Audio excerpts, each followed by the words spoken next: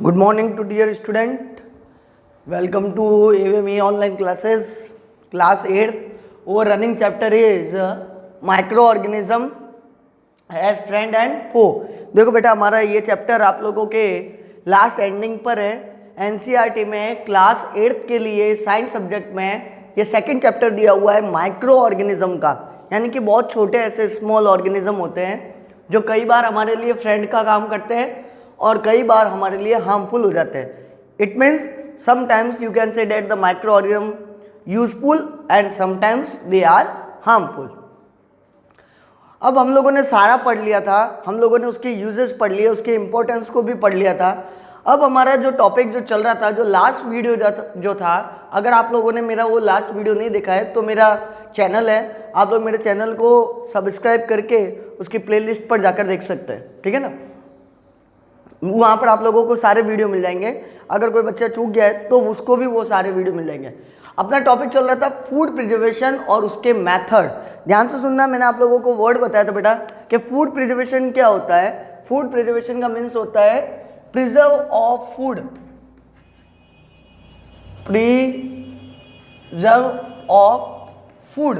आपके जितने भी फूड स्टफ्स है या फूड सब्सटेंस होते हैं उनको प्रिजर्व करना, या आप ये समझ लीजिए कि उसकी जो न्यूट्रिटिव वैल्यू है उसको बनाए रखना और माइक्रो ऑर्गेनिज्म के ग्रोथ से बचाना, ये काम होता है फूड प्रिजर्वेशन का। और फूड प्रिजर्वेटिव्स जो होते हैं वो ये सब्सटेंस होते हैं जो उसके अंदर ऐड किए जाते हैं। तो फूड प्रिजर्वेशन से जुड़ा हुआ कौन सा बेटा? Food preservatives. तो फूड प्रिजर्वेटिव्स का भी मतलब मालूम होना चाहिए और फूड प्रिजर्वेशन का भी मतलब मालूम होना चाहिए। फूड प्रिजर्वेशन का शॉर्ट मीनिंग क्या हो गया? Preserve of food. अब प्रिजर्व किससे करना है वो भी आपको मालूम होना चाहिए। We are preserve from to the action of microbes. जितने भी छोटे छोटे माइक्रो ऑर्गेनिज्म जो आपके फूड को खराब कर रहे हैं उनसे प्रिजर्व करना है, तो इसका मीनिंग होता है फूड प्रिजर्वेशन। अब दूसरी बात यह है कि इसको प्रिजर्व कैसे किया जाएगा, तो उसके लिए ये मेथड्स है आप लोगों के। One of chemical method and second is physical method. Chemical method अपना कंप्लीट हो गया था। केमिकल मेथड में आप लोग क्या अप्लाई करोगे? Additive of some chemicals. हम लोग कुछ केमिकल्स होते हैं जैसे लाइक विनेगर है, शुगर है, ठीक है ना, कुछ कॉमन सॉल्ट होता है, मम्मी ने आटा डाला कुछ कॉमन सॉल्ट डाल दिया, ये सब कुछ जो भी होते हैं वो आप लोगों के प्रिवेंट करते हैं। ये केमिकल्स ऐड किए जाते हैं और आपके फूड को माइक्रो ऑर्गेनिज्म के एक्शन से लगने से बचा लेते हैं। यानी कहने का मतलब है कि माइक्रो ऑर्गेनिज्म तो सब जगह है, micro organism found in everywhere. आप कहीं पर भी माइक्रो ऑर्गेनिज्म दिखते भी नहीं है तो वो तो कहीं पर भी एंटर कर जाएंगे, आपको पता नहीं है। लेकिन हम लोग कुछ केमिकल मेथड से अप्लाई करके उसके फूड प्रिजर्वेशन को बनाए रख सकते हैं या आपके फूड को खराब होने से बचा सकते हैं। ओके बच्चों, मेरे हिसाब से ये आप लोगों को पॉइंट समझ में आ गया होगा। मैंने आपको ये भी बताया था साथ में, जैसे विनेगर है, ऑयल है, शुगर है, वो किन किन फूड सब्सटेंसेस को प्रिवेंट करता है या माइक्रोब्स से लगने से बचाता है। ये हमारा टॉपिक नहीं होगा। आज का जो सेगमेंट होगा, आज का जो वीडियो लेक्चर होगा, उस पर हम लोग डिस्कस करेंगे फिजिकल मेथड। ध्यान से सुनना बेटा, नाम से पता चल रहा होगा फिजिकल मेथड। फिजिकल मेथड ऐसा हो गया जिसमें आप लोग किसी तरह का कोई केमिकल यूज में नहीं ले रहे हो, है ना। फिजिकल मेथड का मतलब ये हो जाता है वी नॉट नीड और additive of the any kind of the chemical substances. आप किसी प्रकार का कोई केमिकल प्रोडक्ट यूज में नहीं ले रहे हो। Only on we are apply physical process. आप लोग कोई ना कोई एक फिजिकल प्रोसेस, जैसे आप लोगों ने टेम्परेचर दे दिया, हीटिंग करना शुरू कर दिया, आप लोगों ने उसको रेफ्रिजरेटर में रख दिया तो उसको कूलिंग कर दिया, तो ना तो हाई टेम्परेचर पर माइक्रो ऑर्गेनिज्म आते हैं ना बहुत कूल टेम्परेचर पर माइक्रो ऑर्गेनिज्म आते हैं। यानी माइक्रो ऑर्गेनिज्म को खतरा कहाँ है? माइक्रो ऑर्गेनिज्म को खतरा होता है बेटा, आप लोग ध्यान रखना, माइक्रो ऑर्गेनिज्म को खतरा दो ही चीज़ों से होता है। एक तो होता है, देखो माइक्रो ऑर्गेनिज्म को खतरा किससे? एक तो हो गया हाई टेम्परेचर, जब आप लोगों ने टेम्परेचर ज़्यादा बढ़ा दिया। एक होता है very keep at low temperature, आप लोगों ने टेम्परेचर को बहुत लो रख दिया यानी उसको कूलिंग कर दिया, तो यहाँ माइक्रो ऑर्गेनिज्म की ग्रोथ नहीं होती। माइक्रो ऑर्गेनिज्म तो अवेलेबल रहेंगे लेकिन उसकी ग्रोथ यानी 1 से 2, 2 से 3, 3 से 4 ये नहीं होंगे। ये समझने लायक बात है, बहुत इंटरेस्टिंग सी बात होती है। माइक्रो ऑर्गेनिज्म प्रेजेंट तो सब जगह है लेकिन इन दो कंडीशन पर वो नहीं दे सकते या यहाँ इन दो कंडीशन पर वो ग्रोथ नहीं कर सकते। तो आज हम लोग फिजिकल मेथड को पढ़ेंगे, तो जल्दी से फटाफट मेरे साथ बने रहना। मैं फिजिकल मेथड के नाम बता देता हूँ फिर इस वीडियो को आगे बढ़ाते हैं। बाय हीटिंग, यानी कि हीटिंग से आप लोग उसको प्रिजर्व कर सकते हो, फूड की ग्रोथ को, माइक्रो ऑर्गेनिज्म की ग्रोथ को फूड में लगने से बचा सकते हो। तो गर्म करना यानी टेम्परेचर देना, रेफ्रिजरेशन यानी कि कूलिंग करना, प्रॉपर स्टोरेज। अच्छा, कई बार ऐसा होता है कि हम लोग स्टोरेज प्रॉपरली ढंग से नहीं कर पाते, हम लोगों को मेंटेनेंस मालूम नहीं है कि कौन सा फूड आइटम उसको कैसे ढककर रखा जाए, कवर किया जाए। कई बार हम लोग खुला ही पड़ा रखते हैं। तो माइक्रो ऑर्गेनिज्म तो अलाउ होंगे, वो तो आएंगे, तो हम लोगों को उनको अलाउ नहीं करना है। तो इसके लिए आप लोगों को प्रॉपर स्टोरेज या प्रॉपर आप लोग बोल सकते हो पैकेजिंग होनी चाहिए, ठीक है ना। आप लोगों ने देखा होगा मार्केट में चिप्स वगैरह आते हैं, रेफर्स वगैरह के पैकेट आते हैं, तो वो प्रॉपर पैकेजिंग होता है ना। तो एयर टाइट हो गया या सील पैक्ड हो गया, ऐसे इस तरह का पैकेजिंग सिस्टम करना पड़ेगा। अगला हो जाएगा ड्राइंग। ड्राइंग का मतलब ये होता है बेटा कि कई बार वाटर जो होता है, यानी कि कई बार कुछ फूड स्टफ में पानी अगर पड़ा रह रहा है तो उस पानी की वजह से भी माइक्रोब्स अट्रैक्ट होते हैं और वो माइक्रोब्स ग्रोथ करना शुरू कर देते हैं। तो आपका मेन फोकस ये रहेगा कि जो हमारा फूड स्टफ्स है वो ड्राइंग नहीं रहे, गीला नहीं रहे। देखा होगा जब गाँवों से जब कटाई होती है तो फसलें काट के लाई जाती है तो उसको धूप में सुखा दिया जाता है, या अपन लोग भी घर में जो धान लाते हैं मम्मी उसको साफ करती है, फिर उसके बाद में उसको धोती है और धोने के बाद में उसको सुखा देती है। सुखाने के पीछे रीज़न यही है कि गीला होगा या उसमें पानी होगा या वाटर के मॉलिक्यूल्स होंगे तो माइक्रो ऑर्गेनिज्म ग्रोथ कर जाएंगे, एक्शन लग जाएगा। माइक्रो ऑर्गेनिज्म को प्रिवेंट करने के लिए ही ड्राइंग मेथड या डिहाइड्रेशन किया जाता है। यहाँ डिहाइड्रेशन का मतलब कंफ्यूज मत होना, dehydration means remove of water molecules. और लास्ट आ जाता है स्टेरिलाइजेशन। अब ये स्टेरिलाइजेशन क्या होता है, बहुत ही अच्छा वर्ड है। आप लोग अगर कोई भी यूटेंसिल है या कंटेनर है या आप लोग जो इंस्ट्रूमेंट काम में ले रहे हो, ज़्यादातर देखो मेडिकल लाइन में आप लोगों ने देखा होगा डॉक्टर जो सर्जन होते हैं वो जितने भी सर्जरी के जो ऑपरेशन करते हैं, ठीक है ना, जिनको वो ऑपरेट के लिए यूज़ में ले रहे हैं, ऑपरेशन थिएटर में यूज़ में ले रहे हैं, उन सारे इंस्ट्रूमेंट को वो स्टेरिलाइज करते हैं। क्यों? क्योंकि ये मार्केट में वापस से उनको परचेज करना भारी पड़ जाता है, बहुत कॉस्टली होते हैं, तो ये वापस से रीयूजेबल होते हैं। इसका मतलब है उनको स्टेरिलाइज किया गया। एक पेशेंट के ट्रीटमेंट के बाद में उनको बॉइल्ड वाटर में रख दिया जाता है और बॉइल्ड वाटर से उसको धोया जाता है। उस प्रोसेस को कहा जाता है स्टेरिलाइजेशन। इससे ये होगा कि जो वो इंस्ट्रूमेंट जो थे मेडिकल लाइन में, जो इंस्ट्रूमेंट काम में लिए गए थे, फॉर्क है, सीजर वगैरह हो गया, ठीक है ना, तो ये उनके सरफेस पर माइक्रो ऑर्गेनिज्म की ग्रोथ को रोक देता है। बेटा एक बार जल्दी से इसका स्क्रीनशॉट ले लो या वीडियो को पॉज करके एक बार लिख दो। मैं आगे इरेज करके आज सारे फिजिकल मेथड कंप्लीट करवाने जा रहा हूँ। एक बार जल्दी से इसको नोट आउट कर लो।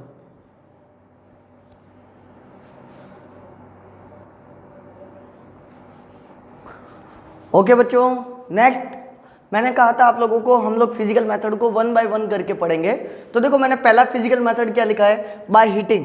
सबसे पहला फर्स्ट मेथड होता है हीटिंग मेथड है। कोई ज़रूरी नहीं है आप लोग इसमें अप एंड डाउन कर सकते हैं, मेथड मालूम होना चाहिए आप लोगों के पास में। फूड को प्रिजर्व करने के कोई भी मेथड हो सकता है। तो पहला मेथड मैंने आपको बताया बाय हीटिंग। अब हीटिंग में होता क्या है, जनरली आप लोगों ने देखा होगा घर वाले में, घर पे जब दूध वाला भैया आता है तो हम लोग जब दूध ले लेते हैं तो दूध को लाते ही उसको मम्मी क्या बोलती है, पहले उसको क्या कर दो, गर्म कर दो। हम लोग दूध को लाते ही गर्म कर देते हैं और गर्म करने पर उसको गर्म किया जाता है एट टेम्परेचर। आप लोग उतना टेम्परेचर तो देते ही हुए, एटलीस्ट 70 डिग्री सेल्सियस टेम्परेचर देना जरूरी पड़ जाता है, ताकि उस मिल्क में से जितने भी माइक्रोब जो थे वो हाई टेम्परेचर की वजह से ऑटोमेटिकली वहाँ से रिमूव होना शुरू हो जाते थे, क्योंकि उनको टेम्परेचर हाई सहन होता नहीं है।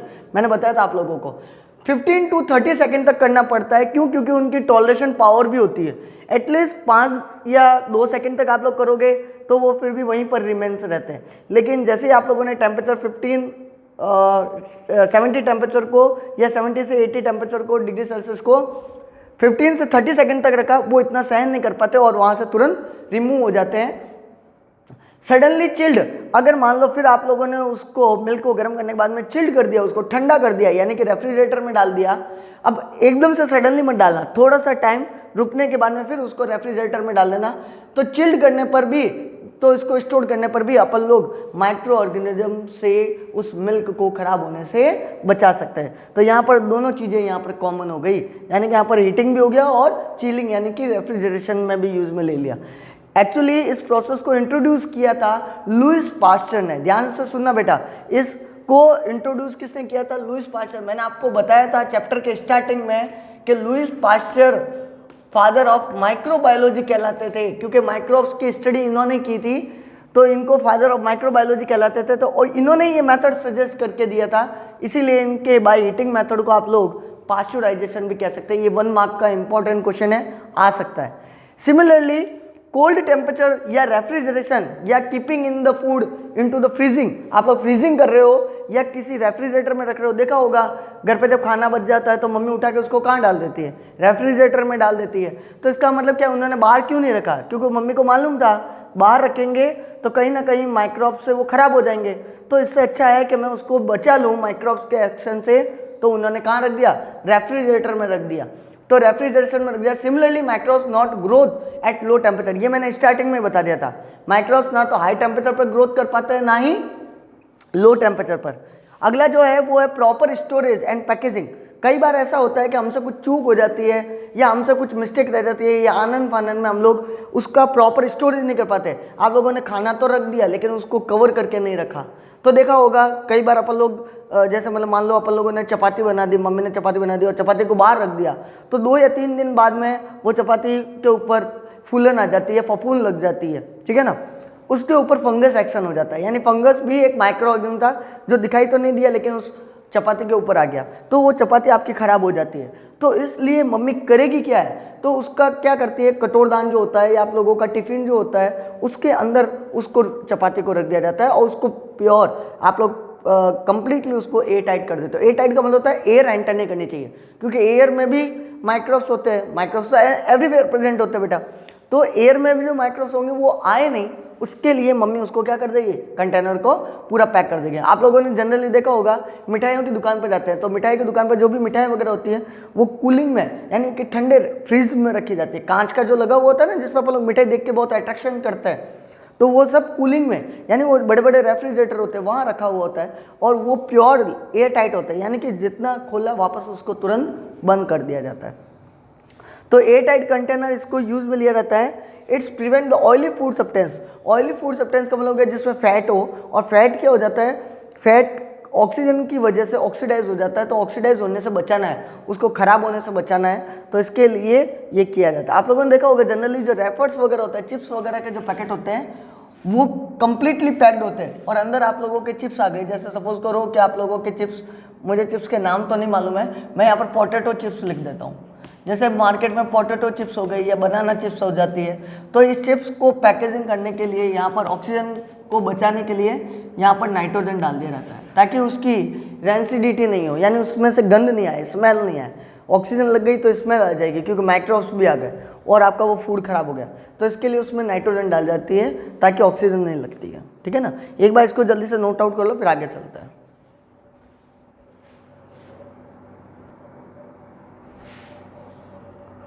ओके बच्चों, वो नोट आउट कर लिए थे अपन लोगों के 3 मेथड अपन लोगों ने कर लिया। कौन कौन से, हीटिंग वाला कर लिया अपन लोगों ने, कोल्ड यानी कि रेफ्रिजरेशन या फ्रीजिंग आप लोग बोल सकते हो वो भी अपन लोगों ने कंप्लीट समझ लिया था, प्रॉपर स्टोरेज। अब 2 जो नए मेथड है वो भी सुन लीजिए फटाफट से जल्दी से। मैंने आपको बताया 4 जो मेथड होगा वो ड्राइंग होगा बेटा। ड्राइंग का मतलब क्या हो गया, सुखाना। आप कोई भी फूड स्टफ जो है आप लोगों का फूड सब्सटेंस जो उसको सुखा रहे हो, यानी कि कहने का मतलब है डिहाइड्रेशन कर रहे हो, या आप लोग ये भी बोल सकते हो कि रिमूवल ऑफ द मॉइस्चर या removal of water molecules from the food so microbes can not grow, यानी कि आप लोगों ने पानी हटा दिया। देखो मैंने आपको कहा था माइक्रोब्स हर जगह पर है, वो एयर में है, सॉइल में है, इन्वायरमेंट में है, पानी में भी है, हर जगह पर है। पानी पीते हैं तो भी तो माइक्रोब जा ही रहे हैं, ठीक है ना। वो अलग बात है, हमारा स्टोमक जो है उसके अंदर जो HCl होता है वो बहुत ज़्यादा काम का है, वो ऐसे हार्मफुल माइक्रोब्स को आने नहीं देता, उसको पहले ही कंप्लीटली डिस्ट्रॉय कर देता है। तो यहाँ पर आप लोग पहले ही डिस्ट्रॉय कर दो ना, उस वाटर मॉलिक्यूल्स को डिस्ट्रॉय कर दो, वाटर मॉलिक्यूल को रिमूव कर दो, तो ऑटोमेटिकली आप प्रिवेंट हो जाओगे माइक्रोब्स के एक्शन से। यानी आपका जो फूड स्टफ है उसमें से पानी को हटा दो, और उस पानी को हटाने का क्या तरीका है, आप उसको सनलाइट में रखो या उसको ड्राइंग करवाओ। तो ड्राइंग करवाना या तो आप लोग कोई मेथड यूज में ले लेते हैं, तो ये भी फिजिकल मेथड होता है जो कि क्या करता है, मॉइस्चर को रिमूव कर देता है उस फूड से ताकि माइक्रोऑर्गेनिज्म ग्रोथ नहीं कर पाते। अगला जो है वो है स्टेरिलाइजेशन। सबसे इंपॉर्टेंट यही है बेटा, इसको स्टार लगा देना। स्टेरिलाइजेशन बुक में दिया हुआ नहीं होता, लेकिन मैं आपको अपने आइडिया के अकॉर्डिंग बता रहा हूँ क्योंकि ये भी एक मेथड है। स्टेरिलाइजेशन का मतलब ये होता है कि कंप्लीटली जितने भी मैंने मेथड बताया अब तक 4 मेथड, उसमें से सबसे मोस्ट इंपॉर्टेंट मेथड यही होता है, ये 100% वर्क करता है। ध्यान रखना, ये 100% वर्क करता है। स्टेरिलाइजेशन से उस ऑब्जेक्ट के ऊपर, जो ऑब्जेक्ट आप लोगों ने यूज में लिया है, सपोज करो कि आप लोगों ने बर्तन लिया, उसमें खाना बना रहे थे, तो बर्तन खाना बनाने के बाद में आप दोबारा तो उससे ही खाना बनाओगे, वही बर्तन यूज में लोगे ना, तो आप लोग पहले उसको स्टेरिलाइज कर दो। स्टेरिलाइज का मतलब होता है बोल्ड वाटर से उसको वॉश करो। तो बोल्ड वाटर से वॉश करने पर क्या होगा, उसमें जितने भी माइक्रो ऑर्गेनिज्म सब किल हो जाएंगे या रिमूव हो जाएंगे, उसकी ग्रोथ नहीं हो पाएगी। तो इस वजह से ये कंप्लीटली काम करता है, यानी ये 100% एफिशिएंटली काम करता है। Completely destruction of the all viable organisms on the surface of object.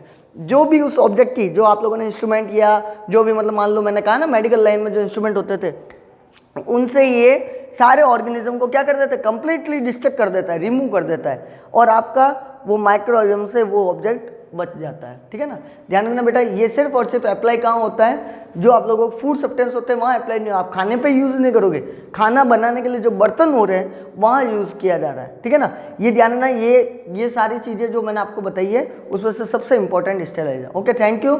Next video में हम लोग नाइट्रोजन साइकिल को करेंगे।